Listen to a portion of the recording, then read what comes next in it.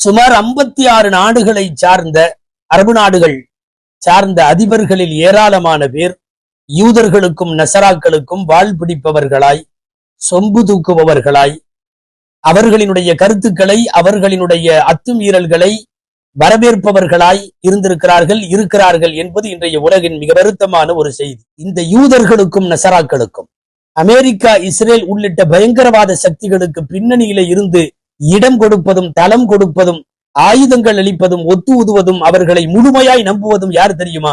வெட்கக்கேடு இந்த அரபுலகத்தினுடைய மன்னர்கள். நம்பிய மலை போன்ற ஒரு சக்தி ஒன்றுமில்லாத புஸ்வானம் என்பதை, எதிர்க்க துணிவற்ற கோழை என்பதை இன்றைக்கு அவர்கள் பார்த்து விட்டார்கள். ஏற்கனவே அரபுலகத்தின் மீது கடும் அதிருப்தியில இருக்கிறார்கள் உலக முஸ்லிம்கள் எல்லாம், குறிப்பாக சவுதி. புனிதம் நிறைந்த ஹரம் ஷரீஃபுகளை தாங்கி இருக்கக்கூடிய அந்த மண்ணை எவ்வளவு தூரம் பாவச் செயல்களுக்கான களமாக்க முடியுமோ அந்த வேலையை செய்து கொண்டிருக்கிறார்கள்.